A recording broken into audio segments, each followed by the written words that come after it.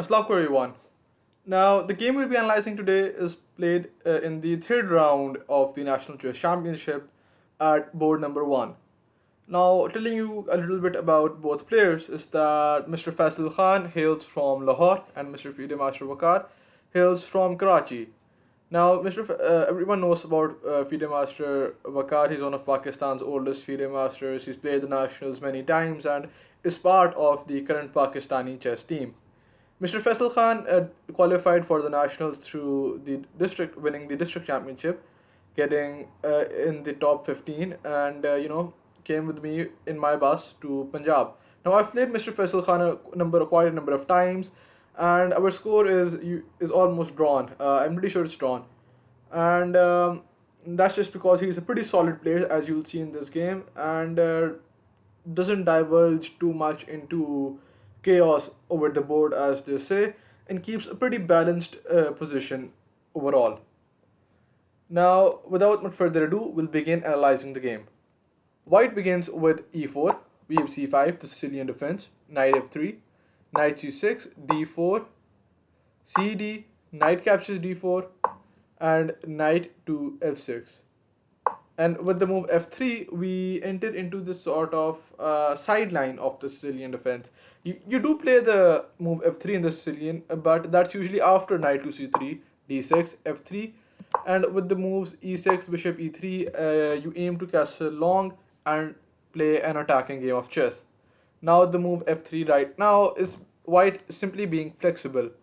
White can choose to play this position in a number of ways, and it's a pretty well known position up till now. g6, bishop e3, bishop to g7, queen d2, castles, and over here you can't play knight to c3. Over here, Mr. Faisal transposes the game with the move c4, which is a very nice move, anticipating moves like e6 and d5 in the future. Knight to okay, so I think d6 is played, knight to c3, a6, preparing b4, knight, rook c1, and bishop over here, and bishop to e3. Now that you've played c4, you won't be casting long anytime soon. Therefore, bishop e3, you'll be probably be castling short, playing this bishop to h6 and trading off the strong dark-suited bishop. So, but instead we have knight captures d4, bishop captures d4, and bishop e6. Bishop e6 obviously aims to attack this pawn right here. Obviously, you won't be playing e5 anytime in the future because you've weakened, because that would just weaken d6. Therefore, bishop to e6 is perfectly understandable. And rook to c1 was played. Rook c8, replying in kind, and b3. A pretty nice setup. We've had Wesley So and Rauf Mamedorov, and we've had plenty of 2600 GMs play this position up until this move. And even this move, rook to d7, we have a couple of 2200s who've played this move, and it's a very well known theoretical position. So bishop takes, rook takes, castles, queen to over here, with the idea of pinning this knight to the queen and also attacking this pawn.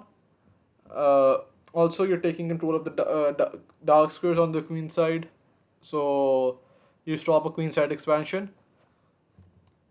Now over here, rook fd1 was played. A move I consider to be very strong right here is f4, and after f4 we have knight to f6, f5, and even g4, which would lead to a very attacking game with the king side expansion. This bishop's eyeing the king this way. You can perhaps make way like this, and all stuff considered, there is no break with b5. Instead, we have rook f to d1. This is okay. So rook goes to c7, queen b2, preparing a tactic with knight to d5. So f6 is played and knight to d5 anyways. Takes, and you take with the rook, not with the pawn, because you want to keep the structure intact. And obviously this seems like a much more natural move, considering that it activates the rook and comes with tempo on the queen. Now, obviously, white is playing for a draw in this position, not going for that f4 attack. That's just because that's fine because white is much lower rated than black, and would do well with a draw at the top board. So we have queen b6 check, knight to d4, queen to d4, queen takes, and okay, white's made the first step towards a draw. And okay, you can see in the position that the position's fairly imbalanced. Okay, you have the only main thing which exists for white is that black has a stronger knight than white's bishop, because you can see that white's bishop is trapped behind its own pawns, and if white can manage to trade off this knight for this bishop, he should be able to get a draw fairly easily. So we have b5, rook c d1. Obviously you can't take right here because of your rook being pinned to the pawn. So rook c d1, b4, and a very nice move which equalizes the game on the spot is c5.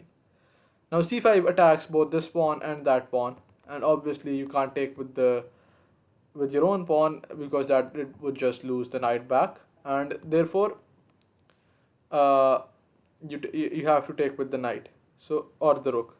So rook captures c5 and bishop captures a6. Now bishop captures a6 is, in my opinion, a mistake. Rather better would have been to taking with this rook right here. It seems the more natural move. Obviously, when you take this pawn right here, this pawn becomes a weakness, and this pawn is fairly protected. Now the thing with this move is that after something like bishop catches bishop over here, this pawn becomes a weakness right here. So instead, had he taken with the rook, we had this move, this move, this move right here, this move, this move. Obviously infiltrating on the 7th rank, rook goes up, stopping that infiltration, takes, and now this outside passer could be a game-changing advantage in my opinion. Now, okay,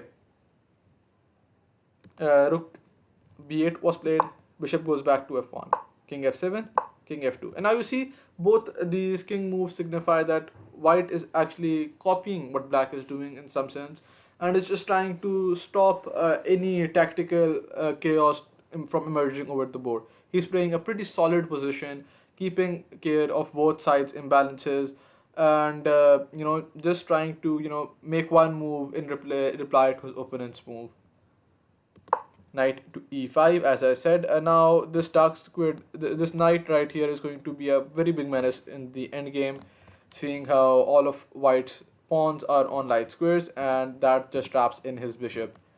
Now, in my opinion, before trading off both pairs of rooks, white should somehow place his pawns on dark squares and just kick away this knight from good squares. So rook d2 was played, king to e6, and h3. H3, in my opinion, is a bit slow because you're putting all your pawns on light squares, and that's never a good thing. So f4 could have been a move after knight to g4, king g3, f5, e captures f, g captures f, and even bishop c4. You could push away the knight with h3 in the future, play a rook over here, and play on this weak e pawn, backward e pawn in the future. This could have been a plan of action for white, but instead we had the move h3, g5, bishop to e2, king f7. With the move g3, this just weakens f3 a lot, and okay, I guess you could have played something else, but at this point I'm pretty sure white is lost. So I mean, it's not lost, he's just into an inferior position now because this bishop is much stronger, and he has this infiltrating move right here with this idea as well in the future. So rook infiltrates, and now black's ideas are simple: play h5 g4, bishop goes up, offering a trade of the minor pieces and trying to convert it into an endgame. Obviously black's not gonna budge. h5, we have f4, g takes f, g takes f,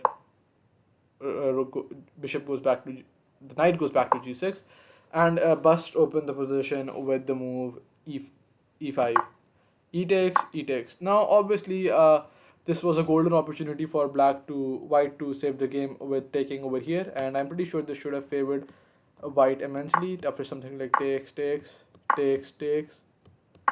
and I guess it's difficult to evaluate the position because this pawn is hanging, and after this pawn there's also this move. But I'm pretty sure white would have had much better chances than before, seeing as the fact that okay, he does have two passers outside, but they're doubled passers, and probably white can do something to uh, eat them up.